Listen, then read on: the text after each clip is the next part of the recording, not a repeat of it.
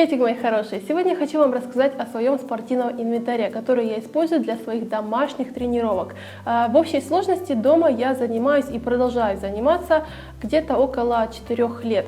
И за все время у меня очень много чего собралось. Я по всей квартире ходила, собирала весь свой инвентарь, и мне, в принципе, есть что вам показать. Сегодня я расскажу вам, что нужно покупать в первую очередь для домашних тренировок, на что нужно обратить внимание при покупке спортивного инвентаря и что вообще не понадобится. Так что, если вам интересно, давайте начнем. Итак, допустим, вы решили заниматься дома. Какой спортивный инвентарь нужно вам приобрести в первую очередь? Я хочу вам сказать такую вещь. Если вы серьезно решили похудеть и заниматься в домашних условиях, на первое время вам вообще никакой спортивный инвентарь не нужен. У вас есть собственное тело, без вашего собственного тела. И уже без ничего, без различного спортивного инвентаря вы можете проводить любые тренировки, кардиотренировки, силовые тренировки, аэробные тренировки, йогу, пилатес. Все это можно делать с вашим собственным телом. И никакой спортивный инвентарь вам не понадобится.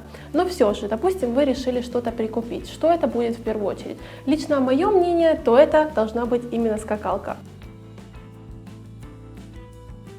Это первый инвентарь и самый-самый дешевый из всех, который вы должны купить. Свою скакалку я купила за 15 гривен, и это очень дешево, и она мне очень помогает в моих кардиотренировках. В первую очередь при выборе скакалки нужно ориентироваться на ее длину, и чем вы выше, тем, естественно, должна быть длиннее ваша скакалка. Если ваш рост 150 см или ниже, то скакалка должна быть длиной 1,80 м. Если вы ростом до 166 см, то скакалка должна быть длиной 2,5 метра. Если до 175, то 2,8 метра. И если вы вообще высокая девочка или мужчина, то, конечно же, скакалка должна быть 3 метра. Также скакалки можно различать по материалу, из которого они выполнены. Они могут быть из нейлона, из резины и из кожи. И, естественно, будет разница в цене. У меня, конечно же, самая простая резиновая скакалка. И минус в том, что когда вы ее, допустим, сматываете вот так вот, а потом распрямляете, нужно какое-то время, чтобы она приняла форму. И когда у меня была черная скакалка из черной резины, я заметила, когда я прыгала на скакалке и по потолку своему, что оставались следы от черной резины, так что будьте внимательны с этим. Другие скакалки, нейлоновые или кожаные, они, конечно же, будут гораздо дороже, но они более качественнее, они не спутываются, никак не гнутся и они более легкие. Так, поехали дальше. Конечно, вам потребуется в итоге потом коврик для ваших занятий, потому что заниматься на ковре, где все постоянно ходят, или на кровати, или брать ваше банное какое-то полотенце, тоже все-таки не вариант.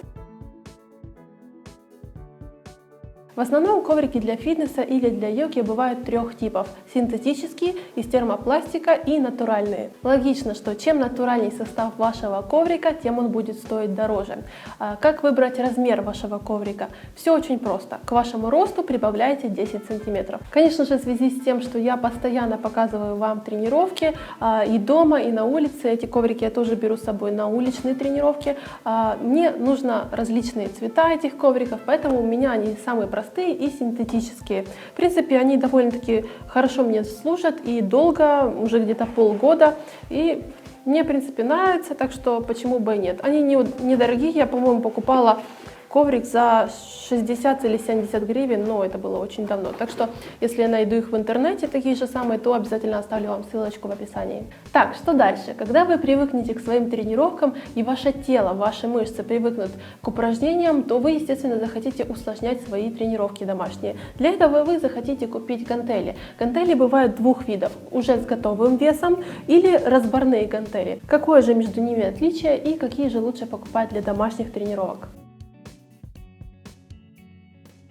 Когда я только начинала свои тренировки, у нас с Димой были вот такие вот гантели. Это были на самом деле его гантели, но я их себе немножечко брала тоже для своих занятий. У него они по 30 килограмм, состоят обычно такие разборные гантели из грифа, из самих блинов разного веса и из такого вот замка. При выборе таких гантелей важно следить за качеством замка, чтобы он действительно надежно держал вес ваших гантелей. Единственный минус таких гантелей, что вы тратите время время на постоянное раскручивание этих блинов, добавление еще каких-то блинчиков. В общем, тратится на это время. В то время как вы, допустим, взяли эти гантели уже с готовым весом и занимаетесь. Но все же, допустим, если вы планируете увеличивать свои весовые показатели, если вы планируете долго заниматься, то, естественно, это ваш выбор. Но, конечно же, цена, еще раз цена, они довольно-таки дорогие. Что касается вот таких вот цельно залитых гантелей, у меня они по 3 килограмма,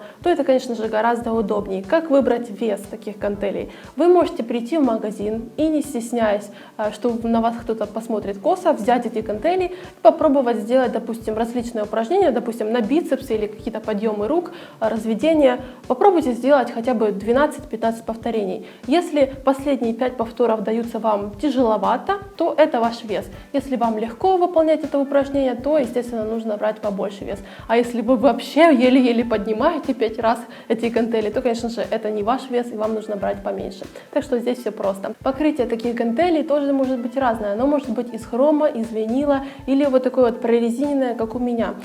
И вот это будет именно прорезиненная поверхность лучше, чем остальная другая. Потому что если гантель упадет на пол, то, естественно, это будет или какая-то вмятина, или поцарапается что-то. А я не говорю о том, что если металлическая гантель упадет вам на ногу, то это, естественно, будет ужаснейшая травма, чем если, допустим, прорезиненная гантель упадет вам на пальчик. Далее это, конечно же, фитбол. Я очень советую вам приобрести вот такой вот тренажер, который поможет вам укрепить ваши мышцы, укрепить ваши связки, развить вашу координацию, расслабить вашу спину, позвоночник. Это отличный тренажер для будущих мамочек, который тоже расслабит вашу спину. Так что даже не сомневайтесь, это точно поможет в ваших тренировках. Но фитболы тоже могут быть разными. Если вы когда-нибудь видели, они могут быть вот с такими рожками или с ручками тоже резиновыми. Обычно такие предлагаются для детей или для тех, у кого плохая координация. Бывают даже фитболы с шипами, которые распределены по всей поверхности. Обычно они предназначены для просто обычного массажа, чтобы получить какой-то массаж при выполнении упражнений, или для восстановления после травм или неврологических заболеваний. Еще бывают фитболы с функцией антизрыв. Это, конечно, очень хорошая функция для тех людей, у которых действительно большой вес, или для тех, которые будут заниматься на этом фитболе с каким-то дополнительным весом, допустим, с гантелями или штангой. При выборе фитбола нужно опять же обратить внимание на ваш рост. Если вы ростом до 155 сантиметров, то диаметр фитбола должен быть 45 сантиметров. Если вы до 169 сантиметров, то диаметр должен быть 55 сантиметров. Если ваш рост 170-185 сантиметров, то диаметр 65 сантиметров. Если больше 185 сантиметров, то диаметр 75. Дальше, что вам может понадобиться, так это вот такие вот утяжелители. Их можно цеплять на руки, на ноги. Существует еще на пояс утяжелители или такие даже перчатки с утяжелением, или целые жилетки с песком. Обычно, да, в них насыпается песок, и он служит как утяжеление. Обычно такие утяжелители продаются парой от полкилограмма до 5 килограмм. Единственный минус в них, конечно, это то, что вес будет неизменный. Если вы купили, допустим, как у меня 3 килограмма, то есть естественно, он будет у вас постоянно по 3 килограмма. Вес утяжелителей вы можете выбирать абсолютно по тому же принципу, как и вес гантели. Если вам тяжело выполнять с ними 15 повторений, то это ваш вес. У меня здесь 3 килограмма, такой же вес, как и мои гантели. Дальше я хочу вам рассказать о таком замечательнейшем тренажере, который помогает прочувствовать по-новому, совершенно по-новому ваши мышцы, с которым можно выполнять очень и очень много упражнений. Это эспандер. Они бывают очень различных видов. Кистевой, плечевой, резиновый, трубчатый, бабочка. Очень много разных видов, и все они работают по-своему. У меня есть трубчатый эспандер. Здесь, как видите, есть вот такие вот ручки, за которые нужно браться, и вот такая вот сменная резинка, что очень удобно, которая, в принципе, и создает вот такое вот натяжение. У меня здесь в мешочке еще, что очень удобно тоже, есть две другие резинки, которые создают чуть легче натяжение и чуть еще сильнее натяжение. Допустим, в зависимости от упражнений, которые вы выполняете, или вашей выносливости, вы можете сменять эти резинки. Также у меня есть вот такая вот эластичная лента. Ее можно купить как в спортивных магазинах, так и в любой аптеке. Она обычно предлагается как для восстановления после травм и тоже является, по сути, экспандером. Не просто так цвет резинки у меня синий. Этот цвет определяет жесткость и силу натяжения вашей резинки. Допустим, если у вас желтая резинка, то она обладает самой слабой силой натяжения. Если она зеленая, то чуть сильнее. Если красная, то еще сильнее. Если черная или синяя, как у меня, то это вообще самый сложный и самый сильный вид натяжения резины. Так что обычно это вот такие вот цвета, но не всегда это бывает так. Когда я только начинала заниматься дома, естественно, я отжималась очень и очень плохо. Сначала на коленках, потом на ровных ногах, и то мне давалось это очень тяжело. Но со временем, с тем, как я начала увеличивать свою нагрузку, отжимания мне давались очень и очень легко. Поэтому я решила, что нужно усложнять свои отжимания.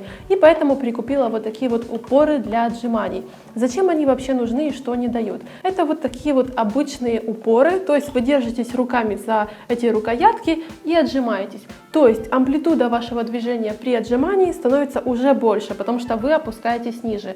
И чем ниже вы опускаетесь, тем больше задействуется ваша грудная мышца, то есть растягивается она больше, и руки тоже получше прорабатываются. Так что так отжиматься мне гораздо интереснее. Но что мне нравится здесь, когда вы, допустим, отжимаетесь, видите, они крутятся, то есть они стоят на месте, потому что здесь есть вот такая вот прилипалка, или как ее еще назвать, и они крутятся в разные стороны, то есть можно еще по-разному задействовать свои мышцы. Так и быть, покажу вам свою олдскульную штангу, которая подряпанная, пошкрябанная вся. Я вспомнила, что у меня на даче есть штанга, когда она мне была совершенно не нужна, она у меня там лежала, пылилась, и почему бы и нет, притащила ее домой. Она, конечно, старенькая, страшненькая такая, но какая разница, главное, что вес есть, занимаюсь я дома, никто меня не видит. Конечно, на тренировках, допустим, для снятия видео она мне не подойдет, но для себя, для своих домашних тренировок она мне очень подходит. У меня она весом где-то около 40-45 килограмм. Здесь 2 блинчика с двух сторон, блинчик где-то 10 килограмм будет, и сам гриф, в общем, где-то 5 килограмм. В общем, да, где-то 45 килограмм и выходит. Здесь тоже крепления такие, за которые держатся все эти блинчики, так что все-таки все более-менее надежно.